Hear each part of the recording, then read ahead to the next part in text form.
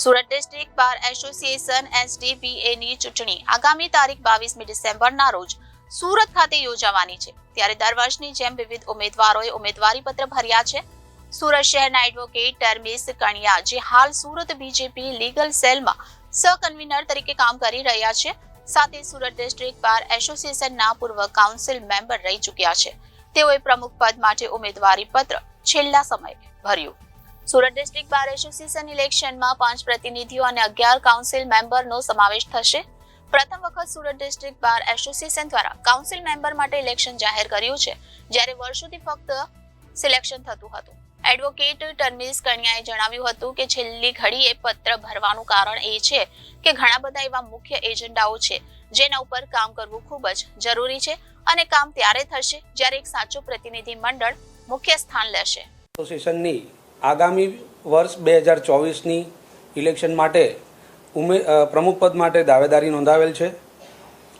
મિત્રો, સૌપ્રથમ આ ઉમેદવારી માટે મારો કોઈ ઈરાદો નહોતો, પણ એન્ડ મોમેન્ટ પર મેં એવું જોયું કે પાર્ટી સાથે, સરકાર સાથે જો મળીને કામ કરવું હોય તો એવા કોઈ પણ એક ઉમેદવારે આમાં હોવું જોઈએ।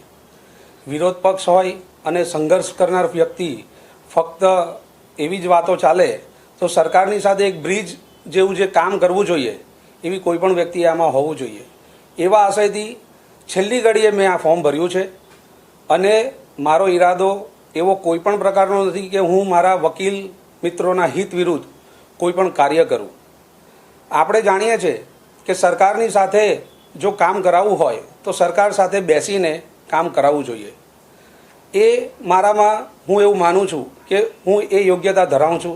છેલ્લા 17 વર્ષથી અલગ અલગ જગ્યાએ લાઇઝનિંગ અને કામ કરાવવામાં મારી જે આવડત છે એને હું આ મારા વકીલ મિત્રોના હિત માટે ઉપયોગ કરવા માંગુ છું। સરકાર સાથે એક બ્રિજની જરૂર છે, નહીં કે સંઘર્ષની જરૂર। હું કોઈ એવા એજન્ડા પર અત્યારે ઉતરો નથી કે કોર્ટ અહીંયાથી લઈ જવી જોઈએ।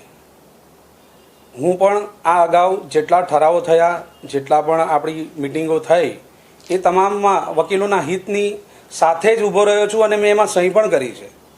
હાલ જ્યારે મુદ્દો છે ગરમા ગરમ કે કોર્ટ જશે કે નહીં જશે, તો એને માટે આપણે સરકાર સાથે બેસી અને કોણ વ્યક્તિ વ્યવસ્થિત રજૂઆત કરી શકે એવી યોગ્ય પસંદગી કરવાની જરૂર છે। તમે કયા એજન્ડા ઉપર લડશો? હાલ તો એક કોર્ટનો મુદ્દો છે જેમાં હું એ પરફેક્ટ કહી શકું છું। અમે સરકારની ધ્યાને આ અગાઉ પણ મુદ્દાઓ લઈ ગયા છે। કેટલીક મિટિંગો મેં અમારા પૂર્વ પ્રમુખ શ્રી રમેશ કોરાટ સાહેબે મળીને કરી છે, એમાં પોઝિટિવિતા હતી, પણ લાસ્ટ મેં જોયું કે આવા કોઈ એજન્ડા પર કાર્ય થયું નથી અને જેથી જ આ વખતે જ્યારે મને આ ખબર પડી કે કોઈ એવી વ્યક્તિ નથી કે જે સરકાર સાથે બ્રિજ બનીને કામ કરે, એટલે મારે ઝંપલાવવું પડ્યું છે। તમે કયા કયા એજન્ડા મુદ્દા ઉપર તમે લડો? મારા એજન્ડામાં એવું છે, મારા કોઈ પણ જુનિયર વકીલ મિત્ર હોય કે સિનિયર વકીલ મિત્ર હોય, એની ઉપર કોઈ પણ પ્રકારના હુમલાઓ ના થવા જોઈએ અને જો હુમલાઓ થાય તો એની પર તાત્કાલિકપણે કાયદેસર પગલાં લેવાવા જોઈએ। એ તમામ હિતો માટે હું તત્પર રહીશ। બીજો મુદ્દો છે કે અમારા બારની ઘણીવાર એવું હોય કે જુનિયર વકીલોને અમારે તાત્કાલિક સાંભળવા જોઈએ, કારણ કે એ લોકોને ઘણી બધી પ્રશ્નો હોય, એ પણ અમે તૈયાર છીએ, તાત્કાલિક સાંભળીશું। કોર્ટમાં પણ ઘણીવાર કોઈ જજ સાહેબ છે કે એમના સ્ટાફ છે કે કોઈની સાથે કંઈ પણ જો પ્રોબ્લેમ હોય એનો પણ ત્વરિત નિકાલ લાવશું। વકીલોનો જનરલ મુદ્દા એવા હોય કે કામકાજ માટે જ્યારે પોલીસ સ્ટેશન જાય ને ત્યારે પોલીસ સ્ટેશનમાં પણ કોઈક વાર કોઈક મિસઅન્ડરસ્ટેન્ડિંગથી એ લોકો સાથે બનાવ થતા હોય છે। એવા તમામ મુદ્દાઓને તાત્કાલિકપણે નિકાલ કરવામાં હું એવું માનું છું કે સરકાર સાથે બ્રિજનું કામ હું કરી શકું એમ છું।